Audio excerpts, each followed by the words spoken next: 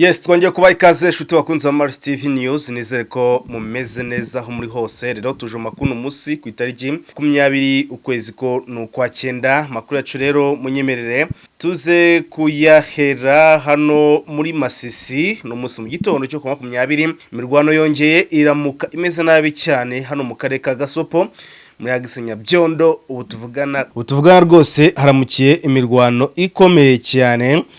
Rero reka mbasabe gukora sabone abantu bakihagera kandi nawe nibo warahageze dore tukwibutsa rwose gukora like share ndetse na commentaire.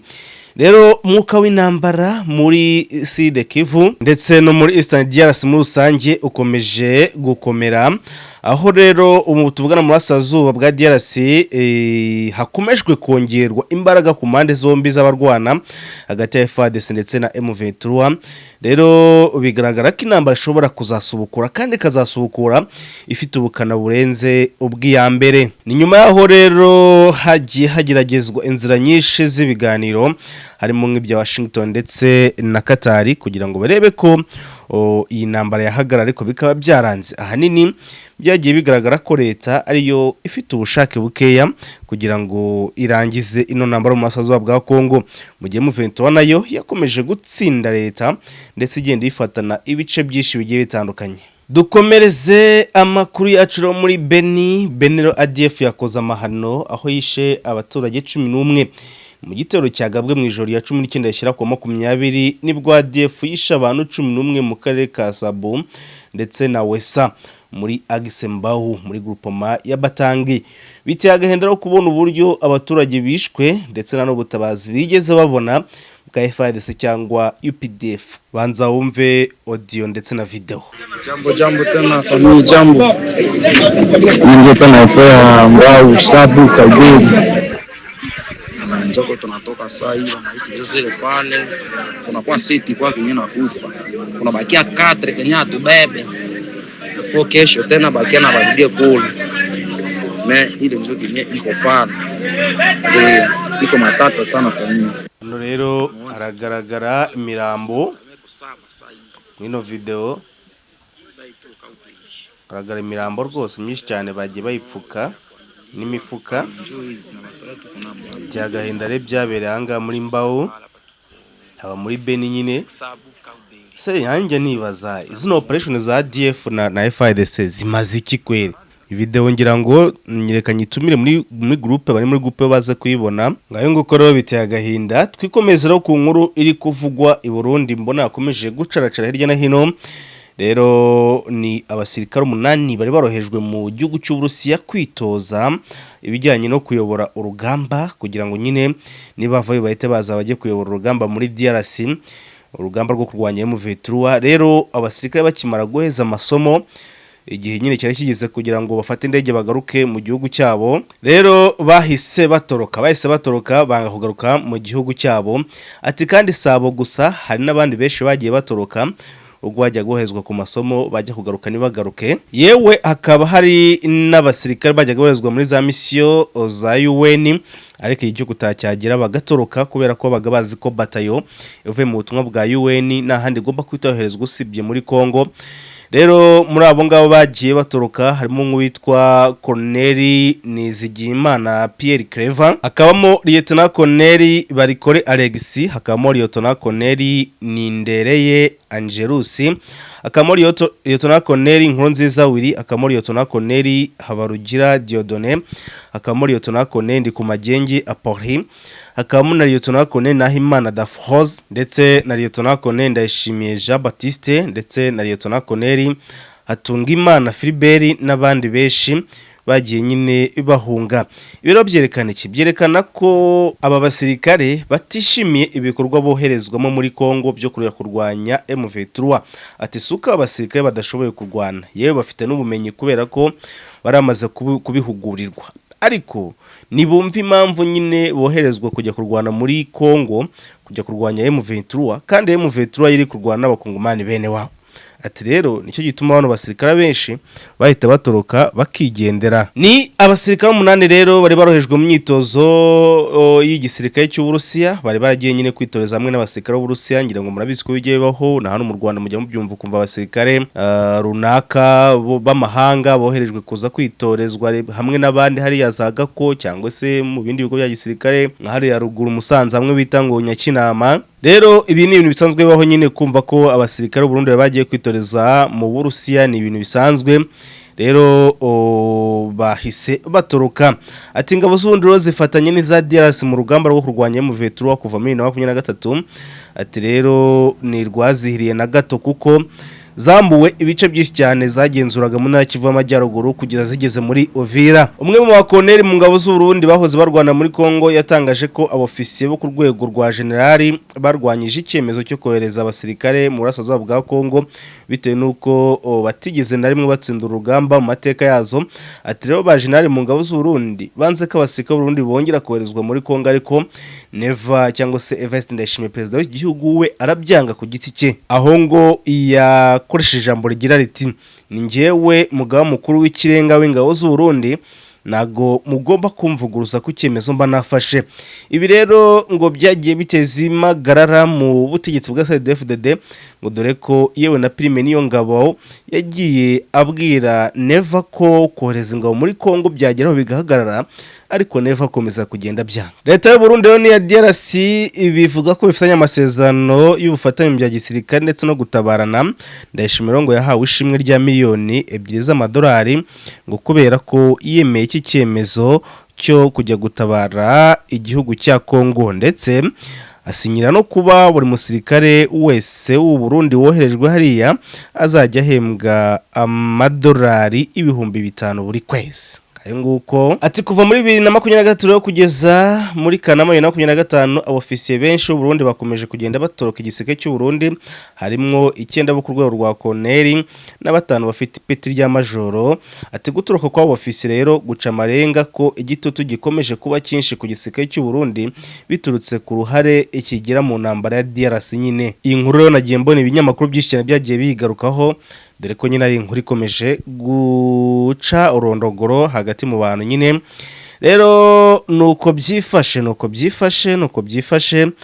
mu gihe rero uwo bita Sylvain Kenge we yatabarije cyangwa se yavuze ko bitari bikwiye kuba abasirikare bafashwe muri Goma ndetse na Bukavu boherezwa muri kampu y'imyitozo kugira ngo baze barwanye bene wabo. Sylvain Kenge rero umva amagambo bivuzeho mu bwoba bwinshi cyane avuga ko bitari bikwiye kuba bari abasirikare bafatiwe ku rugamba bahita biyunga na M23, mu gihe kandi M23 yagiye itangaza ko abasirikare batigeze boherezwa mu myitozo cyangwa se batigeze boherezwa muri training ku gahato, ahubwo nababihisemo ko bagomba kwiyunga na M23. Abangana babyisabiye ko bashaka ko joininga M23 kundi kubona leta ya Kongo kubera ubwoba bwo kubona uburyo ari benshi cyane kandi bafite n'ubumenyi bwisumbuye kubwo bari bafite byateye leta ya DRC kupanika. Banza mvuko Sylvain Kenge bivuze. Les forces armées de la République démocratique du Congo rappellent à tous les militaires capturés ou portés disparus à Goma et Bukavu, aujourd'hui pris en otage par la FCM 23 et alliés,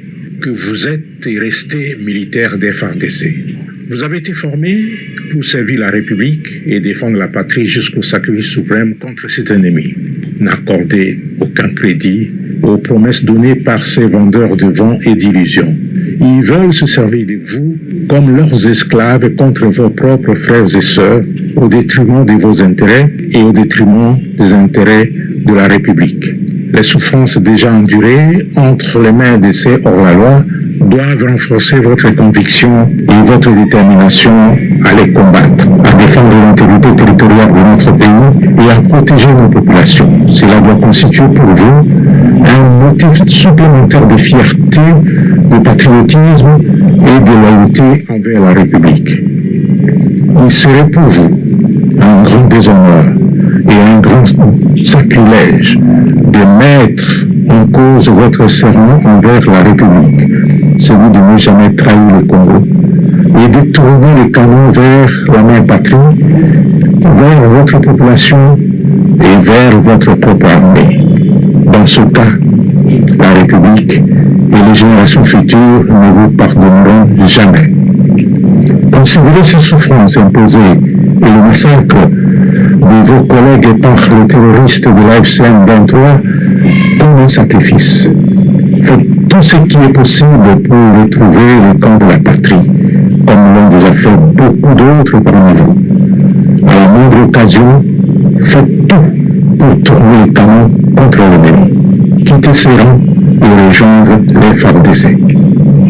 À l'instar de tous les militaires exfiltrés par le CICR des installations de la MONUSCO de Goma et à l'image de nombreux autres ayant déjà fui les horreurs de l'AFCM 23, vos places dans les rangs des FARDC restent intactes et nous continuons à vous prendre en compte dans la base des données de l'armée. Vos rémunérations et vos primes des opérations sont toujours disponibles. Kandi ngo kurongera ngo ubwo mwamaze kubyumva nyine ibyo yagiye atangaza rero ngo arimo arakangura abasirikare ngo kongera kugaruka mu giseke cya FARDC urumva ko bakoze ubugambanyi rero umva ukuntu n'abantu burya nyine nabo bagiye bahinduka yagiye mbivuga nabwo na Senamanga mu makuru vuga ni wasanga abasirikare 7,000 harimo abatarahindutse komuteri wasanga harimo bagifite umutwe hafunze bacyumva ko bashobora kuzagambanira mu 23 nkabaza kumva riri itangazo rya cyangwa se imbwirwa ruhame ya General Siveke nk'umuvugizi wa nuza wa FARDC w'igiseke cya Kongo yababwiye ngo mu ncamake yababwiye ngo tiyemwe basirikare mwe rwose turacyabakunda kandi muri abana ba Kongo ntihazagire ushidikanya kugaruka mu giseke cya Kongo kuko turabakunda cyane ati kandi nimutekereza kugambanira igihugu cyanyu cya Kongo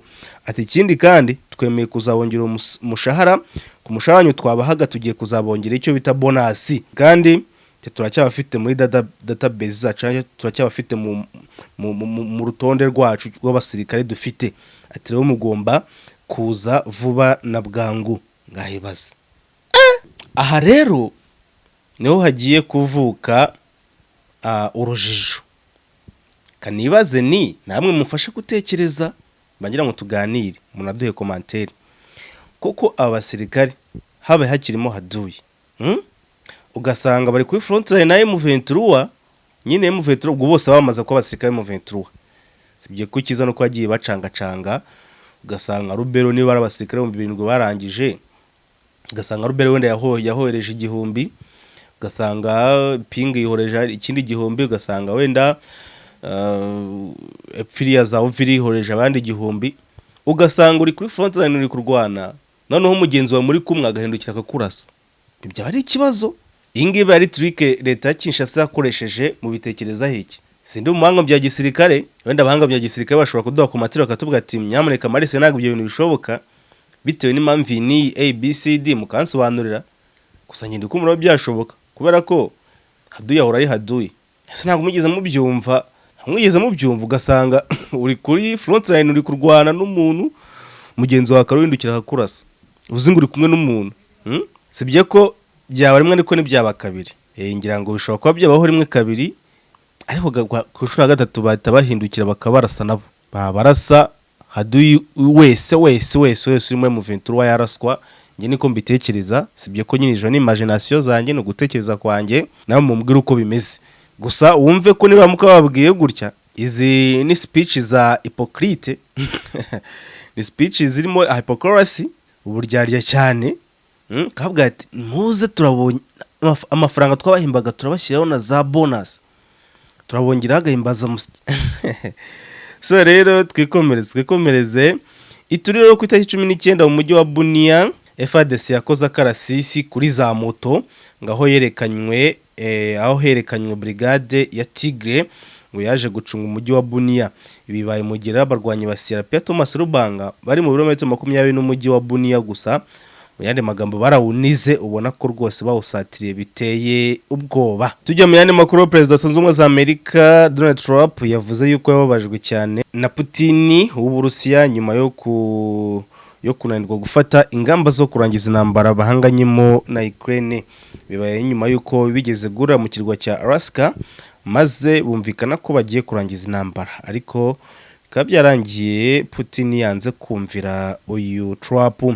Ni Masire rero nabwiye ko ejo kuwa 19 drone ndetse na Sukhoi byarashe mu baturage muri Bibwe. Rero by'umwihariko barashe mu karere ka Citso na Bibwe naho bita Nyenge naho bita Zahembe, aho hose nyine Sukhoi zaraharashe. Nyemera dusanga bagana ku musozo tubabwire ko Mukengwa ndetse na Nyabikeri byafashwe ku munsi w'ejo mu gitondo cya 19. Ibiciro bikaba bibarizwa muri groupe Mabashari Mukoto, dore ko ngo byarindira ikomeye cyane za FDLR. Twigire rero muri Mwenga rero Wazalendo basabye yuko komanda wa regima y'ibihumbi 3306 ya FARDC ikurwa muri Mwenga. Ni mwibaruwa bandikiye Perezida Felix Tshisekedi aho bavuze yuko uyu komanda witwa Chabihutu ngo yanyereje amadolari 50,000 byari byaratanzwe kuri Wazalendo ngo bafungira inzira ya M23. Ikindi nuko bashinza na Colonel Kahasha Mulula alias Foka Mike gufatanya na komanda Chabihutu mu kunyereza aya madolari 42,000 byatanzwe na Kinshasa kuri Wazalendo ba Mwenga ndetse na Shabunda. Ibi rero ahanini bikaba ari byo biri guteza intambara muri Wazalendo ndetse na FARDC ahanga muri Mwenga. Gusa nyine FARDC ikaba ikomeje kubarasa na gushyiramo imiyaga. Dukomeza n'amakuru kandi dugana ku musozo ro Colonel Jiko Kayiko ngo atanze ubutumwa kuri FARDC zafashwe na M23. Still nawe rero yagize icyo avuga kuri babandi baba FARDC bafashwe na M23. Rero umva amagambo yavuze, yagize ati ingabo za FARDC zirimo M23 ngo barazihamagarira guhaguruka bakarasa M23. Ati rero abazaturuka M23 bazashimirwa ndetse ngo leta ya Kongo ibategerejeho ubutwari bukomeye cyane. Jika Kayiko na umva uburyo cyabivuzemo. Ujumbe kwa majeshi walioshikwa mateka na waasi wa AFC M23. Majeshi ya Jamhuri ya Kidemokrasia ya Kongo inakumbusha kwa wanajeshi wote walioshikwa mateka au kwa wale waliopotea Goma na Bukavu na kushikwa mateka na waasi wa AFC M23 na washirika wao, muko na mtabaki wanajeshi wa FARDC. Mulipewa mafunzo kwa kukinga nchi yetu hadi mwisho wa maisha dhidi ya adui huyo. Musiwape njia hata kamwe kwa hadi mbaya wanaokuwa nayo kwa kugawanya nchi yetu, kwa kuwatumikisha kwa njia ya uongo.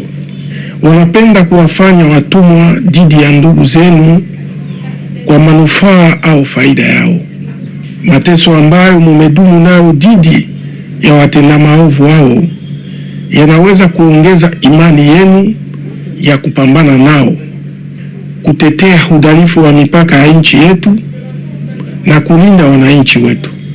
Hiyo inapaswa kuwa kwenu mmoja wa msingi wa kujiaminia, kujisifu, uzalendo na uaminifu wa nchi. Itakuwa haibu leo kwenu kuenda umbalimbali na kiapo chenu kwa ajili ya nchi, na mulisema kwamba ni marufuku kusaliti nchi yetu na kuigeuzia mtutu raia wenu ama jeshi lenu. Kwa hiyo nchi yetu na vizazi ambao vitakao kuja na kuigeuzia mtutu raia wenu ama jeshi lenu. Kwa hiyo nchi yetu na vizazi ambao vitakao kuja baada yetu havitawahurumia hata kamwe. Kumbukeni kwamba mateso ambao mlioyapata na damu ya wenzenu ambao AFC M23 walioimwanga ni ushahidi wenu. Fanyeni inawezekana ili murudi nyumbani kama jinsi wamoja kati yenu walifanya. Geuzieni huyu adui mtutu, jitengeni naye na rudieni kwenye FARDC. Fuateni mfano wa wenzenu ambao CICR iliwatosha ndani ya kambi ya MONUSCO Pagoma na wale wengine ambao walikimbia mateso ya AFC M23. Nafasi yenu ingali na ipo katika jeshi la taifa na mshahara wenu inaendelea kuchungwa hadi sasa. Mumeombwa kufanya iwezekanayo ili kurudilia nchi ya mababu zetu. ngira ngo ni politike nyine nibyo bari kubashyiramo ngo barebe ko hari abagambanira AFC M23 ariko nyiko ibyo bidashoboka ngo abayobozi ba AFC M23 nabo icyo bashinzwe kureba no kureba ko muri abo basirikare ne bakirimo za haduyi bakagenda bazikuramo bakazifunga cyangwa se bakazifanya nabyo birashoboka mu gisirikare kubera ko iyo soje formation akuri ukarahira ko utazatatira igihango warangiza aho kagitatira banagufanyia da ngayo nguko rero reka mbashimire shute wakunza Maris TV bifuriza no kugira sabato nziza abadifantiste mwese aho muri nako kandi mbifuriza kujya weekend mu rusange ciao yego nibyo Textion tukura hano mu mujyi mu nyubako ya Tropical Plaza ruguru neza na parking za shike witegeye Kigali Universe urahasanga ibikoresho byose bikoreshwa mu rugo muri business ndetse no mu nganda kuko dufite stock nini niyo mpamvu tugurisha mu kiranguzo urahasanga amafuru yotsa imigati amafuru yotsa inyama neza ya originali amateleviziyo ya originali imashini zikora ikawa za konjerateri za originali amafirigo ya originali ndetse n'imashini zivanga ifarini amagare air conditioner imashini zimesa kwizine za originali iminzani komera ndetse na safe zo gukoresha mu rugo no muri banke n'utundi dukoresho twiza twa originali business ndetse n'inganda nimutangweyo dukorera mu nyubako ya Tropical Plaza no mu mujyi wa Kigali ndetse no muri quartier commerciale ahazwi nka Sawasawa ni ku nyubako ya 4 mu koko kw'iburyo uturutse ku isoko rya Nyarugenge ku bundi busobanuro duhamaga kuri 0780 90 60 44 cyangwa se 0788 24 78 83 ubundi uhagera nawe ucimaka Textion yabaye igisubizo kirambye.